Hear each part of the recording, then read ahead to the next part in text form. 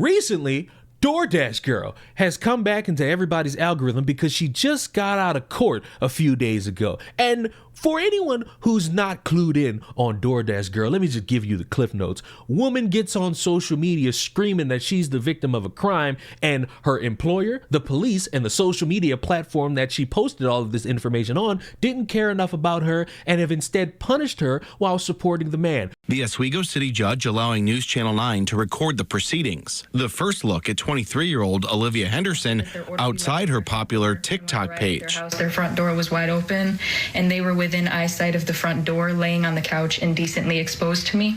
This is her last post, published October 26th, 2 weeks after her now-deleted video causing this controversy. Working as a driver for delivery service Doordash, Henderson claimed she was dropping off a food order when through the customer's door, saw him on the couch naked. After posting her footage, she reported the incident to Oswego police as some of the claims that she had made on social media after the fact were not in fact true. Investigators determined the man, drunkenly unconscious on his couch, did nothing wrong. But he found out lewd images of him were published for thousands of TikTok users to see. So police criminally charged Henderson with 2 counts related to unlawful surveillance. Court documents accuse her of recording, quote, intimate parts without consent when he had a reasonable expectation of privacy. And to all those that have been supportive of me during this time, thank you so much. For as talkative as she's been on TikTok until now, she had nothing to say while leaving the courthouse. Livy, do you want to say anything about what happened? That's her version of the story. But when you get her employer's statement about it, it makes her look stupid, because you then realize she posted a video of a man's naked body on social media, which last time I checked is a crime and is something you cannot do, especially on these social media platforms, because I believe they have a rule as to nudity and how it's not supposed to be on their platforms. But for some reason, people excuse that because they instead want to jump through certain hoops instead of all the hoops in making sure that they got the story right. And with her being in court for the first time, it'll trickle down into evidence, testimonies, all these different things to ultimately reach the conclusion of guilty or not guilty. And I'm gonna be honest, I'm pulling for guilty, because no matter how much anyone will willingly try, put a pin in that, you cannot post a man's nuts on social media and expect roses, celebrations, and a bunch of confetti. It's time to pull that pin out I mentioned 10 seconds ago, because wouldn't you know it, in a story that is seemingly as cut and dry as it possibly can be, there are people today still trying their hardest to defend Doordash girl while seemingly ignoring or trying to skip past or trying to make it not a big deal as the reason as to why we're here in the fucking first place. So Olivia Henderson, infamously known as Doordash girl on social media, had her first court appearance today. Now, before y'all irritate me, which I know is 100% the plan 100% of the time, I still stand firm on my stance that it was weird that he was sitting there with the door open with no clothes on. Still think it's weird. Now, should she have recorded him and put it on social media? Probably not. No, dummy. The answer is no. Not probably, not not when you think about it. The answer is no, because she's in court because of this. She's in this predicament because of her fuck up and deciding that it was more important to get clicks on social media than it was to actually be here in the moment, making sure that it's documented what happened to you. You need to be actually certain of what's going on in your life before you broadcast it to social media, before you break the terms of service that you agreed to be on the platform. Because if it wasn't for that, she would probably have more people on her side. If she would have sat there and just gave it to the police and gave it to Doordash, never bringing this to social media, never showing the video to social media, she would be perfectly fine. Some people would have called her stupid. Some people would have said she was dragging it. But overall, guess what she wouldn't be in? Court. Now, I know everyone is going to think that this is the big gotcha moment that they were looking for. However, and whether or not it was legally considered SA, it was still inappropriate, it was still strange behavior, and he still shouldn't have done it. Now, as you heard, they're saying he was intoxicated, and that's why he in fact had no clothes on and left the door open. But we're also not going to pretend like these systems that are run and governed by men are not weird and will often blame women for something that happened to them. Like, we're just not going to ignore that fact. So this corrupt justice system that only protects and defends men and makes women out to be the losers when they report things that happen to them, never get anything right, or always fail in the subject matter, but conveniently dedicated time to investigating this, making sure that they got statements from the person who called the police and the person they had to investigate, came back to the realization that things don't line up here, gave a warning to the man saying, hey, if this becomes a recurrent thing, we're gonna have to deal with you, and also made sure to dot their I's and cross their T's to see that this woman broadcasted this to social media, which is not to the terms of service and without consent. So now it's against the law, and you're trying to make it out to be the justice system, the big, evil, bad justice system, which gets things wrong, by the way. In this instance, they're trying to hold a woman down. No, you belligerently stupid guy. The problem here is her and her stupid actions and how it led to her being in court. It is not the evil justice system punishing a woman. It's her being held accountable for something nobody else who's trying to defend her would do. Because I don't really see anybody sitting here saying, you know what, next time I feel uncomfortable around a man, I'm gonna post his naked body on social media for everybody to see. Nobody's doing it. None of y'all are putting forth your best effort and standing by it. It's almost like you want to talk about the story but not talk about why we're here in full, just so that you can run around and say, man, bad, system never defend women, system always out to get women, system always want to make the women seem like they're the evil ones, with a story of a woman posting a man's nuts on social media. Oh my God, I'm gonna say that a lot throughout this video. I don't care. I feel so bad for the Doordash girl. I feel so bad for her. I already know people are going to be in the comments like, thank fucking God, bitch, you're not a lawyer. Thank God you're not a judge, because what are you talking about? I don't give a fuck. We all can agree what she did was legal. That's not even the question. What she did was illegal. Recording somebody in that way is illegal, yes.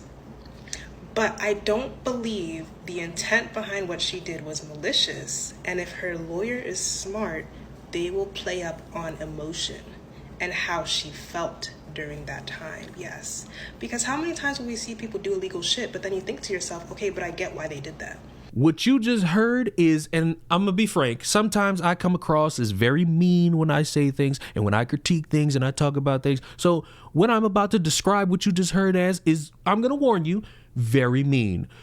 Fucking stupid. Because if we take the last guy and talk about how the justice system is not really catering to women or favoring women in certain scenarios, why don't we bring up that guy Jesse Butler, who violated two 16-year-olds, and instead of getting 78 years, which he should have gotten longer than, he got community service. And we think about, oh, well, where was he in a headspace mentally at the time he was violating and choking these young girls? We must think about that. You see how stupid I sound? That's the logic she's trying to put in with this. Well, let's take another example. A school shooting. Gruesome situation where kids, teachers end up dead. Families are panicking. Families are mourning. Families are worried. Families are scared. And then you got, well, let's think about the mindset of the shooter and making sure that we understand where they were mentally at the time. You see how stupid I sound? That's the logic this woman is trying to get in your head as to why, well, she's in the right for what she did. And I stand behind Doordash girl, because me getting on social media and screaming like a banshee about how no one cares about my story, even though legally it will put you in a bind because you're not supposed to do what you did, I must think about your mental state at this time, because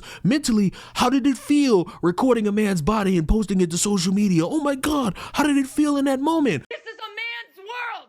I'm the victim. No, you're not. It's stupid, this thought process created by people trying to defend her, because it's not based in any actual informative sound. It's based around, fuck it, I'm bored and this is how I feel about it. The guy who shot the man who essayed his kid, yeah, that's illegal to shoot and kill somebody, but you just essayed my kid. So I'm riled up with emotion. I'm gonna do what I think feels best in this moment. I'm gonna take your life. Yeah. And when you think about it, like, yes, people like that will obviously still get charged because you're not right for what you did. But in my head, because I followed this whole thing from the start, she recorded, and she specifically stated she recorded because she had already done things the right way. She had already reported it to the police. She had already reported it to Doordash. And the response was there was nothing that the police could do about any of it. And then Doordash took down her account after reporting it. So her next best idea was to put this on the internet for public opinion. All I'm saying is, I ride for my girl. I ride for my girl. Is she still going to go to jail? Is there a chance she's still going to get a felony charge out of all of this? Possibly so. Possibly so. But that does not mean what the guy did was right. That's all I'm going to say. Y'all listen.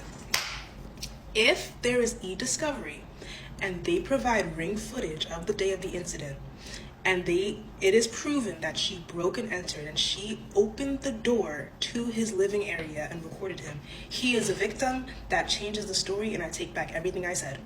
I take back everything I said.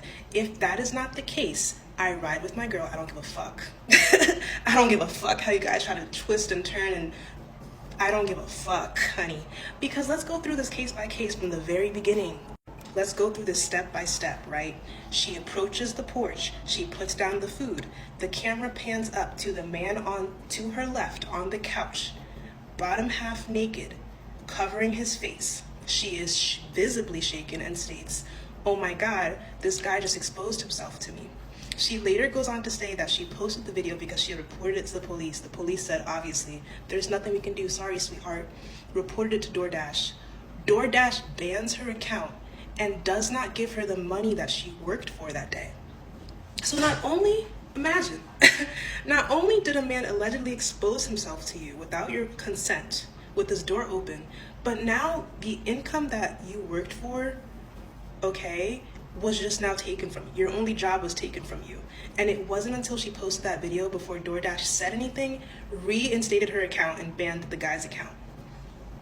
Again, I am not saying that she is 100% innocent right now. We have to see how the case plays out. We got to see the evidence that's brought. We got to hear both sides, see what is said.